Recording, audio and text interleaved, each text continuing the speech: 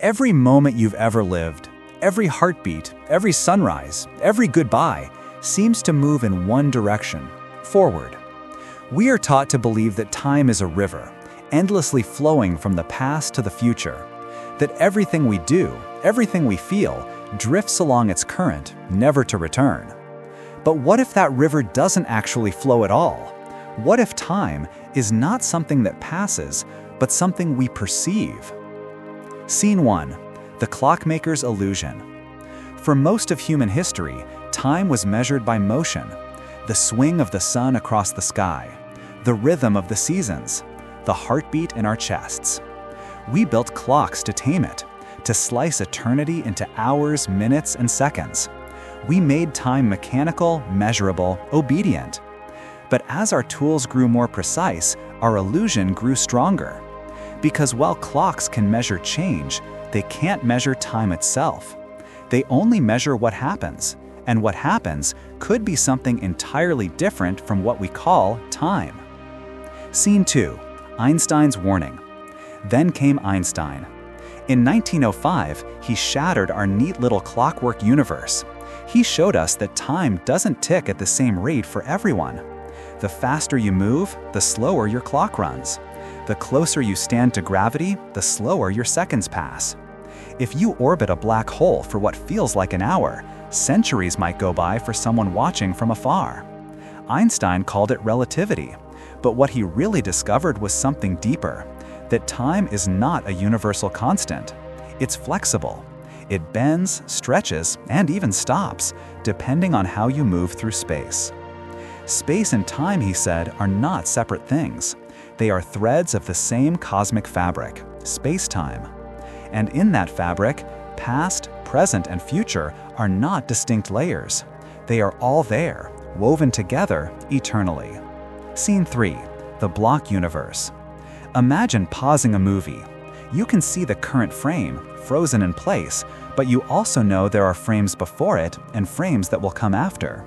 They already exist on the reel. You just happen to be watching one at a time. That's how many physicists now describe the universe. Not as something happening in time, but as a block where every event that ever was or ever will be already exists. You walking to school as a child. You watching this video right now. You breathing your last breath decades from now. All of it, one unchanging structure, timeless, complete. We don't move through time, we move within it, like a flashlight tracing across an already painted mural. Your now is simply where your consciousness happens to be focused. Scene 4. The End of Flow. If that sounds unsettling, it's because it challenges everything our senses tell us. We feel time passing. We remember the past but not the future. We grow old, we change. So how can it be an illusion? Because the brain is not a clock, it's a storyteller. It doesn't record time, it creates the experience of time. Every memory you have is a reconstruction, a stitched narrative that gives shape to chaos. Without memory, there is no past. Without anticipation, no future. In a very real sense, time exists only as a story told by the mind. The universe itself may not be telling that story at all. Scene 5. The First Graph. Now, let's look at this through a different lens. A graph. A picture of reality. On this graph, every point represents an event, a where and a when. Put them all together and you get a shape, a space-time diagram, a map of everything that happens. When you draw motion on this graph, the path of a falling object or a human life, you're not drawing change through time. You're drawing a trajectory through space-time, a shape that already exists from start to finish. You don't see time flowing, you see geometry, static, eternal, complete. And if the universe is geometry, then time might simply be the way we experience that geometry. Maybe time is not a thing we move through, but the lens through which we make sense of movement. And maybe, if we learn to see beyond it, we'll glimpse reality for what it truly is. A universe where nothing is ever lost, only unseen. When we look at the night sky, we're not seeing stars as they are. We're seeing them as they were. The light from some has traveled for millions, even billions of years to reach us. In other words, every time you look up, you're looking back in time. But if light is slow enough to carry the past, what does it mean for time to exist at all? Scene 1. The fourth dimension. We experience the universe in 3 familiar dimensions: length, width, and height. But Einstein showed that reality needs a fourth, a hidden coordinate that we call time. It's not a separate stage upon which the universe plays. It is the stage. Space tells matter how to move. Matter tells space how to curve. And that curvature, that bending of the cosmic fabric, is what we experience as gravity and the passage of time. The closer you are to a massive object, the deeper you sit in that curvature, the slower your clock ticks. To climb out of a gravity well is to move through time faster. To fall in is to slow down. Time, it turns out, is just geometry, a dimension shaped by energy and mass. And like any shape, it can twist, it can stretch, it can even fold. Scene 2. The arrow of time. Visual. A drop of ink disperses in water. Graceful, irreversible. For all the complexity of physics, one question still haunts us. Why does time have a direction? The laws of nature, gravity, electromagnetism, and quantum mechanics don't care which way time flows. Play them backward or forward, and they work just the same. Yet, our reality doesn't. Glass shatters. It doesn't reassemble. Smoke disperses. It doesn't gather. We grow old. We don't grow young. There's a one-way street built into our experience, an arrow pointing from order to chaos, from simplicity to complexity, from birth to decay. That arrow has a name: entropy. Entropy measures disorder, the spreading out of energy. And as the universe expands, entropy increases. That increase gives us the illusion of time's flow. Every tick of every clock, every memory, every heartbeat is simply the universe expanding into disorder. Scene 3. Entropy and the illusion of change. Here's the paradox. From the universe's point of view, nothing changes. Every particle, every photon, every point in space-time already is. There's no flow, no sequence, no progression. But from our limited vantage, trapped inside one slice of that cosmic graph, we experience entropy as motion, and motion as time. It's like watching a movie frame by frame. You perceive the action, but the film itself never moves. It just exists. Our minds are the projectors, lighting up one slice after another, giving us the illusion that reality is unfolding. Scene 4. Quantum time. Transition. Glowing particles drift and entangle, forming patterns of light. In the quantum world, time becomes even stranger. At the smallest scales, particles can exist in multiple states at once, up and down, here and there, before and after, until we look at them. Observation forces the universe to choose. But what if it's not the particles that collapse, but our perception that limits what we can see? Quantum mechanics doesn't need time to work. Its equations are timeless. They describe relationships, not progressions. At this level, before and after lose meaning. Events are simply entangled. One doesn't cause the other, they exist together, woven into the same quantum fabric. When you see a graph of quantum entanglement, it doesn't show time moving forward, it shows correlations existing across space. The graph isn't a timeline. It's a map of relationships, a geometry of possibility. Scene 5. The human frame. We experience life as a sequence because our brains demand order.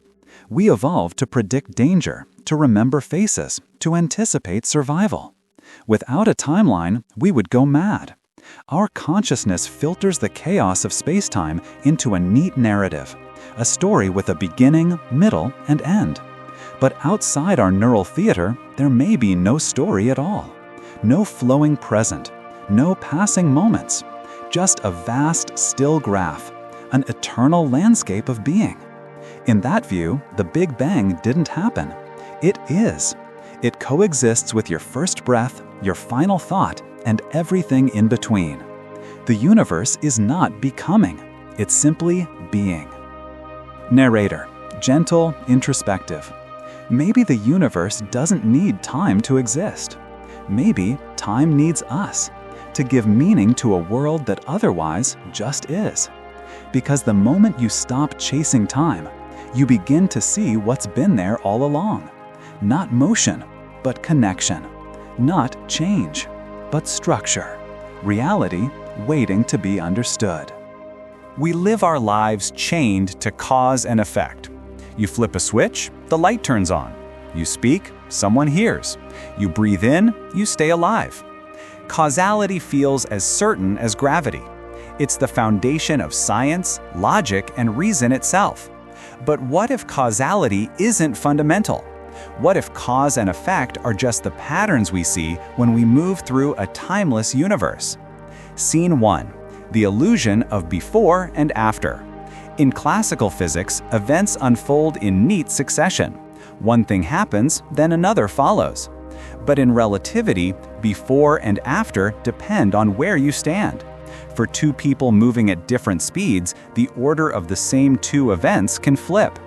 A flash of lightning might strike one tree before another, but to an observer moving differently, the second strike could come first. There's no universal now, only perspectives.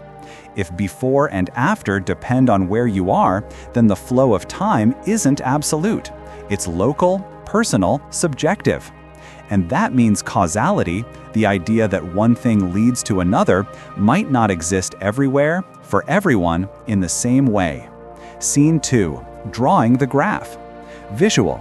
The narrator's voice overlaps a glowing graph, dots connected by curved lines across space and time. On our space-time graph, imagine plotting every event that has ever occurred, from the birth of the universe to this very second. Each dot is an event.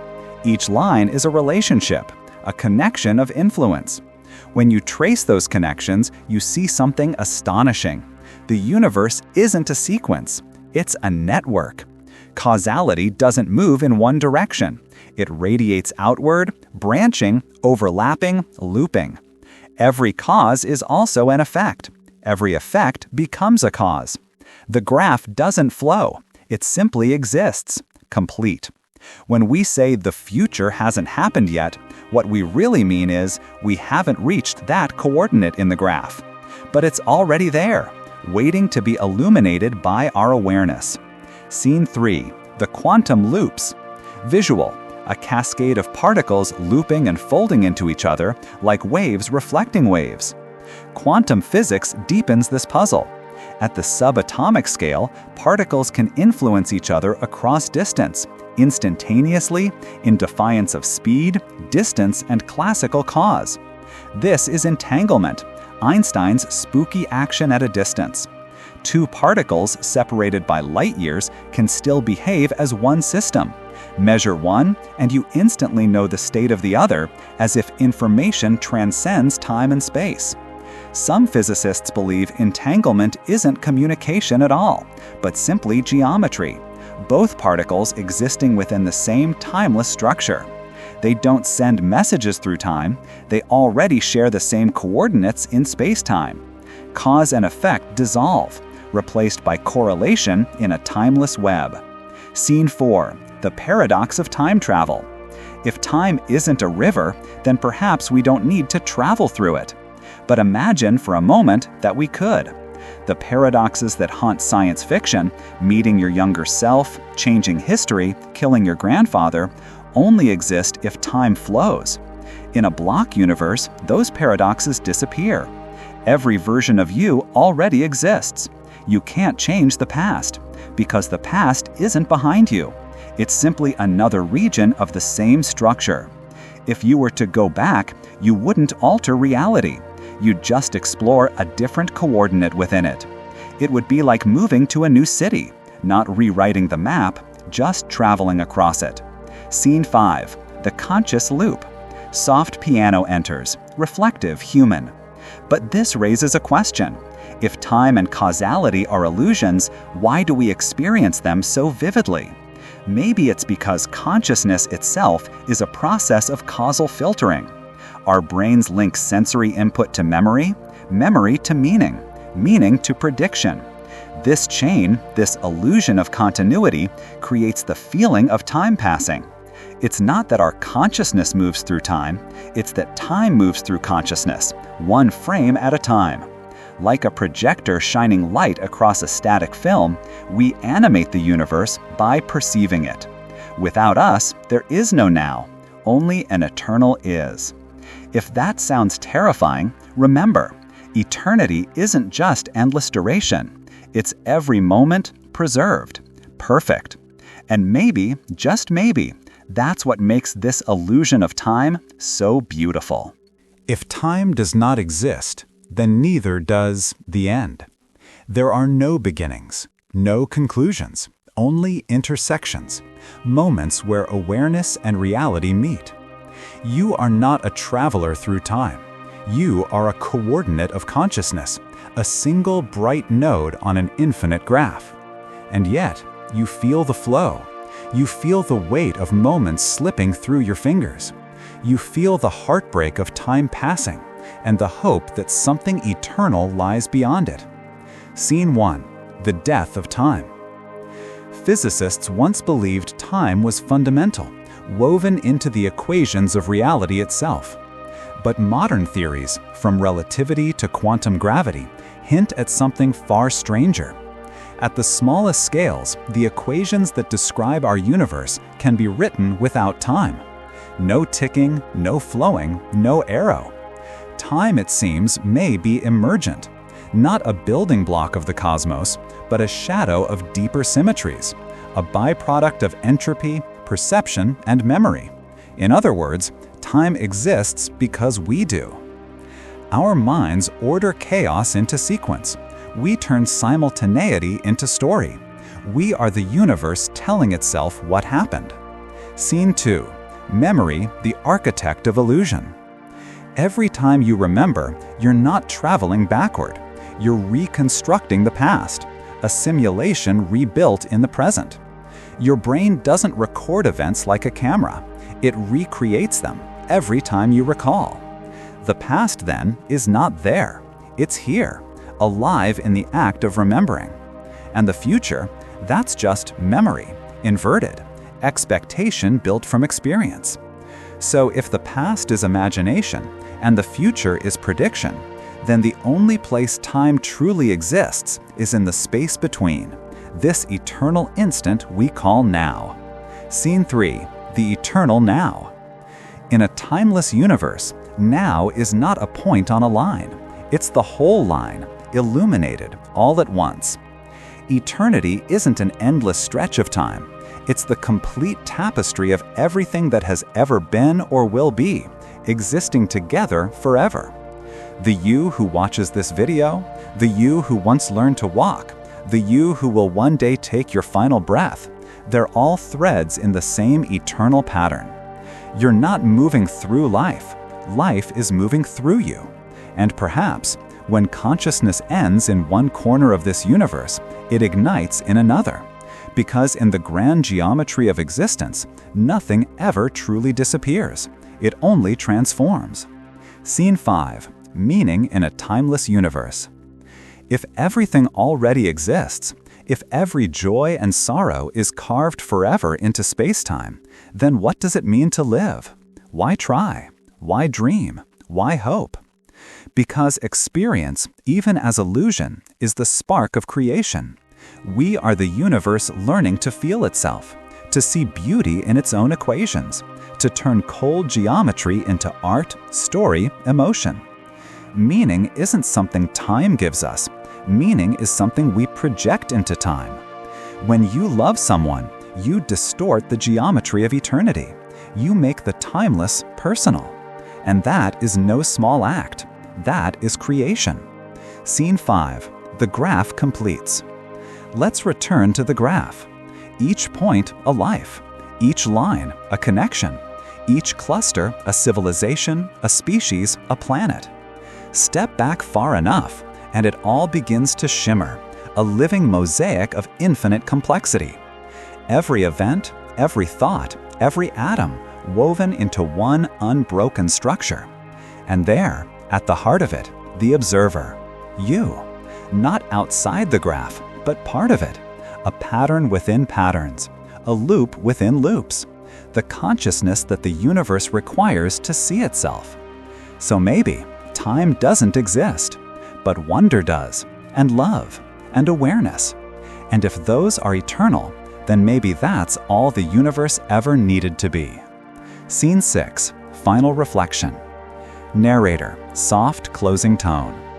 You are not a fleeting moment in time. You are the totality of everything that ever was and ever will be.